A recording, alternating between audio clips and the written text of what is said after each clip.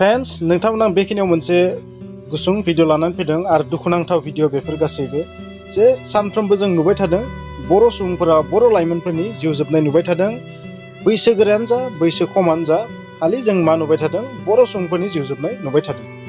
थांनाय साननै सिगां गहपुराव जि जाथाय जादोंमोन गहपुराव जि जाब्रबथाय जादोंमोन बे जाब्रबथायाव 7 बर' लाइमोननि जिउ जोबदोंमोन आरो बै जाब्रबथायाव जाय ड्राइभारा गारिखौ सलायदोंमोन बै ड्राइभार अभिजित गगैआ दिनै पुलिसनि खाथियाव गावखौ गथायफैबाय आमगुरि आरक्षी थाना आमगुरि पुलिस स्टेशनाव गावखौ गथायफैबाय आरो बिनि मुङा जाहैबाय अभिजित गगৈ बेबायदि जों मिथिनो मोन्दों।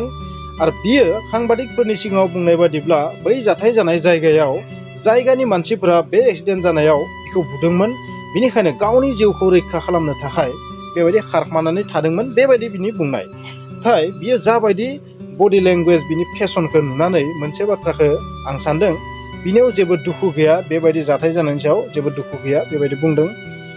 आरो बियो गावदि जौ लोंनानै सालायदोंमोन बेफोर बाथ्राखौ बुङाखै बेहाय गावदि जौ लोंना गारिखौ सालायदोंमोन बेखौ सिमान जायाखै बियो माने बिनि बुंनाय बादिब्ला मा माने जाथाय जानाय जायगानिफ्राय बियो खाराखैमोन खारनाय नङामोन जायगानि मानसिफ्रा बेबायदि बुनायखायसो बेबायदि गावनि जिउखौ रैखा खालामनो थाखाय खारदों बेबायदि बियो बुंदों। नाथाय नोंथांमोना मा सानो थारैनो बिहा दाय गैयाना? माखासे बाथ्रा बेवहाय ओंखारनानै फैदों सोरबा बुङो बै गारियाव गाखोनाय बै लाइमोनफोरासो दावराव दावसि खालामनानै होख्राव होख्रि खालामनायखायसो गारिया उल्थायलांदों बेबायदिबो जों खोनानो मोन्दों। आरो बै गारियाव गाखोनाय लाइमोनफोरा बुंदों मा ड्राइभारा जौ लोंनानै गारिखौ सालायदोंमोन लासै सालायनो होनायाव गोसायै सालायदोंमोन बेबायदि बुङो।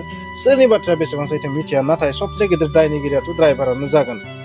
बेनिखायनो सबसे गेदेरसिन साजाखौ बियो थारैनो मोननांगौ आं बेखौनो बुंगोन। नोंथांमोना मा सानो कमेन्टआव लिर मा बियो साजा मोननाङाना मा बियो दायनिगिरि नङाना नोंथांमोननि बादिब्ला सबसे गिदिर दायनिगिरि नङाना अभिजित गगৈ बिथाङा थारैनो सबसे गेदेरसिन दायनि साजाखौ मोननाङाना नोंथांमोना मा सानो कमेन्टआव लिर। आरोबाव मोनसे जोबोर लाजिनांथाव दुखुनांथाव मोनसे भिडिअ भाइरेल जाबाय थादों। सासे बर' बोराया गावनि बिसिखौ बुथारनानै फाफ्लियाव बाननानै दैमायाव गारहैनानै बिनि उनाव गामियाव बैसागोनि जौ लोंथिंदों मोसादों बिन्दास खालामदों। आरो बियो सोंनायाव बुंदों मा जे गिनानै खिन्थायाखै जे बुथारखांनायनि उनाव गावनि बिसिखौ बुथारखांनायनि उनाव सुथारखांनायनि उनाव दैमायाव गारहैबावदों आरो बिनि उनाव रंजा खुसि खालामबावदों। अद्भुत बोराय पिकास नर पिकास बोराय होनना बुंनांगोन बेखौ। सानफ्रोमबो जों नुबाय थादों बेबायदिनो बर' मानसिफोरासो बर' लाइमोन माब्लाबा बर' बोराय माब्लाबा बैसोगोरा बेबायदि बर' सुबुं थैगासिनो थादों। माने गासैबो जौ लोंनानै जाबाय थादों जाथायफोरा गासैबो जौ लोंनायनि फिथाइ। जौ लोङामोनबा बेबायदि थारैनो जानाय नङामोन गासैबो जौ लोंनानै जानाय जाथाय बेफोरो। बे बोराया बुंनाय बादिब्ला मा रायबाय थानायनि बखिबाय थानायनि बुरैखौ सिगिदोसोमोन आरो सिगिनायावनो खर'खौ बोरैबा सोमावना होनायाव जङा हाबदों जाहैबाय आरो बे जं हाबनानै थैदों। नाथाय बोराया जुदि हाबदोंमोनबा एसेबां जुदि अननाय दंमोनबा बोराया बुंनाय बादिब्ला अननायबो दं हिनजावनि फारसे जोबोर बोरायनि डायलग। नाथाय अननाय दंमोनबा फाफ्लियाव बाननानै दैमायाव मानो गारहैनाय 2 घन्टा बुरैया थांनानै दंमोननो गावनो बुंदों।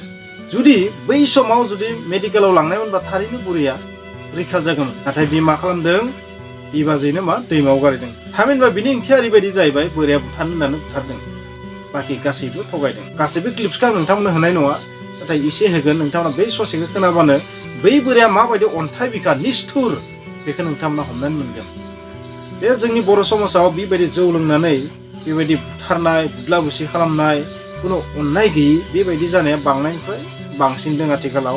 मा बुंनो नङा होमबा जोंनि सुबुंफोराबो जौखौ नागारनो हाया नालाय बेबायदि नुबाय थादों। क्लिप्सनि थ्रुयै नोंथांमोना बुजिगोन बे माबायदि निष्ठुर आरो नोंथांमोना बुं बेखौ माबायदि साजा होनांगौ। बांद्राय मा बुंबावनो आं मोनसेल' बाथ्रा बुंगोन जौ लोंनानै जोंनि हारिया लासै लासै डेस्ट्रय जालांबाय दं। जोंनि समाज बेबस्थाया जोंनि गामिया जोंनि लाइमोनफोरा जोंनि बैसोगोराफोरा मा बेलेन्सहीन उन्नतसो जालांबाय थानांगौमोन गासैबो जौ लोंनानै मा बेलेन्सहीन जालांगासिनो थादों आं बेबायदि बुंगोन। दिनै बुरैया बेबायदि थैदों बोराया बेबायदि बुथारदों दिनै सोरबा लाइमोनफोरा एक्सिडेन्टआव थैदों आरो बै ड्राइभारा दिनै सारेन्डार खालामफैदों आरो बुंदों मा मानसिफोरा बुनायनि थाखायसो खारखोमादों आरो बिनि मोखाङाव जेबो दुखु गैया टेनसन गैया आरो नुदों बै बोरायखौबो निस्थुर बोरायखौबो नुदों जेबो दुखुआनो गैया ना मेगन मोदै ना गाबनाय दं बिथ' बुंबावदों अननायाथ' अनोमोन अनखायोसोमोन बोरायनि डायलग नाथाय बै निस्थुर बोरायखौ थारैनो गोख्रोंसो गोख्रों साजा होनांगोन होननानै आं बुंगोन स' नोंथांमोना क्लिप्सखौ नायनानै लादो आरो जोबनायाव कमेन्ट्सखौ लिरदो थारैनो नोंथांमोना बे भाइरेल भिडिअखौ नुखाबाय बानायनो गोसो गैयामोन नाथाय बानायबाय थेवब्लाबो फंसे माबा मोनसे बुंनो थाखाय आं बे भिडिअखौ बानायनो थांबाय नोंथांमोननि फारसे आंनि रिक्वेस्ट जेन नोंथांमोना जौ लोंनानै बेबायदि बेलेन्सिन दाजा आरो गावनि न'खरखौ बेबायदि सिलिंखार दा खालाम बुथारखांनायनि उनाव मा जागोन बुथारखांनायनि उनावथ' सान्थि मोना बुथारखांनायनि उनाव 15निफ्राय 20 बोसोर जेलाव थादो दानियाबा एसे एला बोरायदो बुरैदो नांलायनानै एसे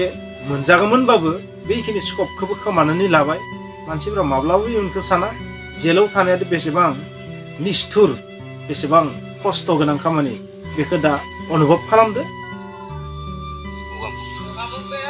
ओमफ्राय नोंनि हिन्जावनि गामियाव बेनिमोन हा रौता मा गामिनि खरिबारि खराइबारि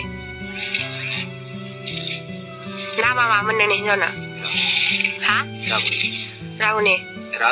रागुनि माने इदि बुथारनांगौ आं बुथारो होनना बुथाराखै सिगिदोंसो नांलायबाय थानायखाय सिगिदों बायबोला ओमफ्राय दावराव खालामबाय थानायखाय हा बै गन जंफारा हाबदों आं थुनो होनोबो थुवाखै एब्लाबो नों मानसिफोरनो बिदि सिगिनायाव बिदि जाफेराखैमोन बोरैबा गावनो माबा खालामनो हाबदों नों मेडिकेलाव लांनो हागौमोन ना ओमफ्राय आंबो नायसनाखै बेसेबां घन्टा थांना दंमोन हा 2 घन्टा थांना दंमोन अब्ला नों मेडिकेलाव मानो लाङाखै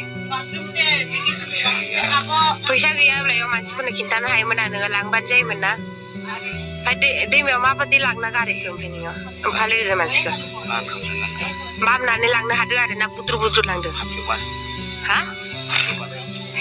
फाफ्लियाव बामना लांदों ओमफ्राय नों मानो ओमफ्राय सिरि इदि थाबाय थादों हा गिनानै थाबाय थादों नों गियाखै ओंखायनोथ' गिबाथाय नों इदि बैसागु इदि बेदर सेदर जुमाय लोंना बेरायामोन ना नोङो गिदोंबा